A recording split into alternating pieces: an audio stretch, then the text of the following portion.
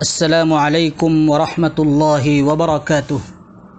سامعین حضرات، جمعہ 23 صفر المظفر 1443 ہجری مطابق 1 اکتوبر 2021 کے عربی خطبے کا اردو ترجمہ آپ سننے جا رہے ہیں۔ بسم اللہ الرحمن الرحیم، الحمد للہ رب العالمین، وصلی اللہ وسلم وبارک علی النبی الامی الصادق الامین وعلی آلہ وصحبہ اجمعین، اما بعد۔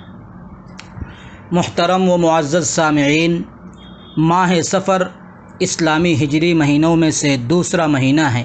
یہ من جملہ ان 12 مہینوں میں سے ایک ہے جن کا اللہ تعالیٰ نے قرآن کریم میں تذکرہ فرمایا ہے کہ ان عدۃ الشہور عند اللہ 12 شہرا فی کتاب اللہ یوم خلق السماوات والارض منها 4 حرم، کہ بے شک اللہ کے یہاں مہینوں کی گنتی 12 مہینے ہیں اللہ کی کتاب میں، جس دن سے اللہ نے زمین اور آسمان پیدا کیے، ان میں سے 4 عزت و حرمت والے ہیں۔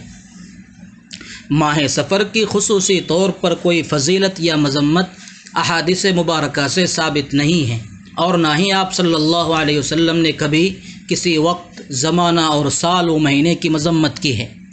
عربی زبان میں سفر کے معنی خالی ہونے کے آتے ہیں، اور ماہ صفر کو سفر اس لیے کہا جاتا ہے کیونکہ زمانہ جاہلیت میں لوگ اس مہینے میں قتل و قتال کے لیے نکل جاتے تھے، جس کی وجہ سے ان کے گھر خالی ہو جاتے تھے۔ ماہ صفر المظفر میں بڑے بڑے واقعات اور اہم غزوات پیش آئے ہیں، جیسے غزوہ خیبر اور ابوا وغیرہ اسی مہینے میں پیش آئے ہیں۔ معلوم ہوا کہ ماہ صفر بھی دیگر مہینوں کی طرح ایک مہینہ اور وقت ہے، اس میں وہی چیزیں پیش آ سکتی ہے جنہیں اللہ تعالیٰ نے مقرر اور طے فرما دیے، بذات خود کسی وقت اور زمانے کا اس میں کوئی اثر و دخل ہرگز نہیں ہوتا۔ زمانہ جاہلیت میں عرب ماہ صفر سے بدشگونی لیتے تھے اور اسے منحوس سمجھتے تھے، اور یہ گمان کرتے تھے کہ یہ مصیبتوں اور آفتوں و پریشانیوں کے اترنے کا مہینہ ہے۔ یہی حال مشرکین کا بھی تھا، وہ بھی اس مہینے کو منحوس سمجھتے اور اس میں شادی بیاہ، تجارت اور سفر وغیرہ کو انجام دینے سے گریز کرتے تھے کہ کئی مصیبت و پریشانیوں کا سامنا نہ کرنا پڑ جائے۔ بدفعلی اور بدشگونی صرف زمانہ جاہلیت میں عربوں کی ایجاد نہیں ہے، بلکہ سابق امتوں اور قوموں میں بھی یہ چیز پائی جاتی تھی۔ چنانچہ حضرت صالح علیہ السلام کی قوم نے ان سے کہا تھا، اطیرنا بک وبمن معک، کہ اے صالح، ہمیں تو تجھ سے اور تیرے ساتھیوں سے نحوست معلوم ہوتی ہے۔ اسی طرح اصحاب قریہ، بستی والوں نے ان کی طرف بھیجے گئے رسولوں سے بدفعلی لی اور انہیں منحوس سمجھا۔ چنانچہ انہوں نے رسولوں سے کہا کہ ہم نے تو تمہیں منحوس سمجھا ہے، اگر تم باز نہ آؤ گے تو ہم تمہیں سنگسار کر دیں گے اور تمہیں ہمارے ہاتھ سے ضرور دردناک عذاب پہنچے گا۔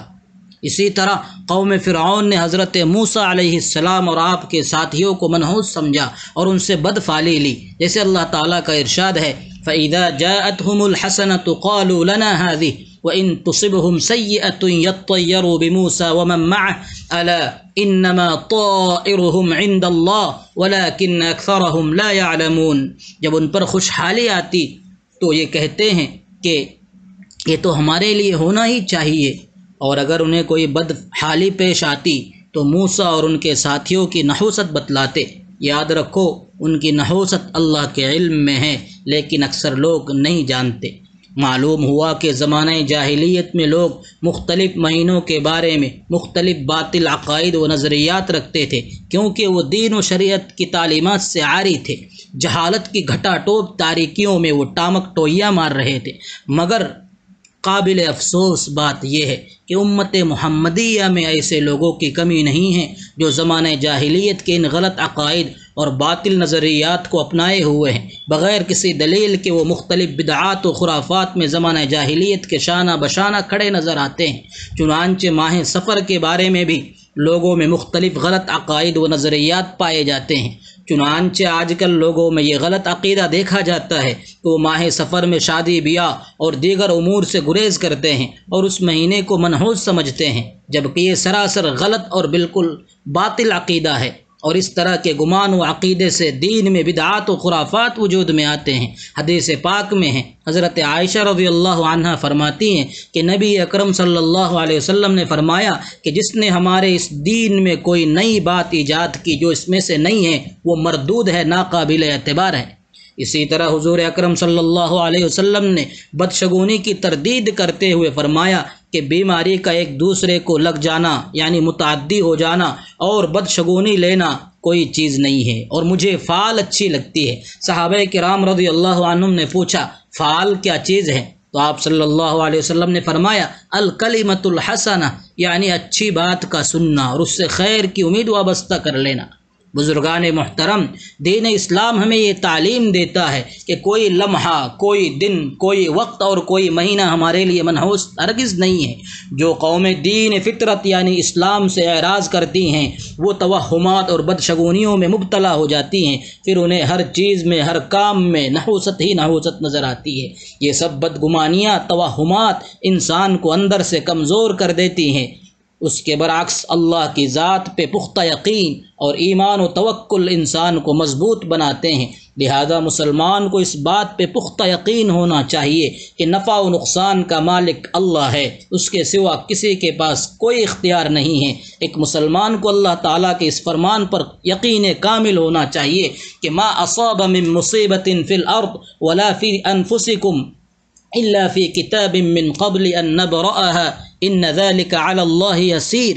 جو کوئی مصیبت زمین پر یا خود تم پر پڑتی ہے وہ اس سے پیشتر کہ ہم اسے پیدا کریں کتاب میں لکھی ہوئی ہوتی ہے، بے شک یہ اللہ کے نزدیک آسان بات ہے۔ نیز اللہ تعالیٰ کے اس فرمان عالی کو مومن ایمان و یقین کے ساتھ مطمع نظر رکھے کہ ما اصاب من مصیبت الا باذن اللہ ومن یؤمن باللہ یہد قلبہ واللہ بکل شیء علیم۔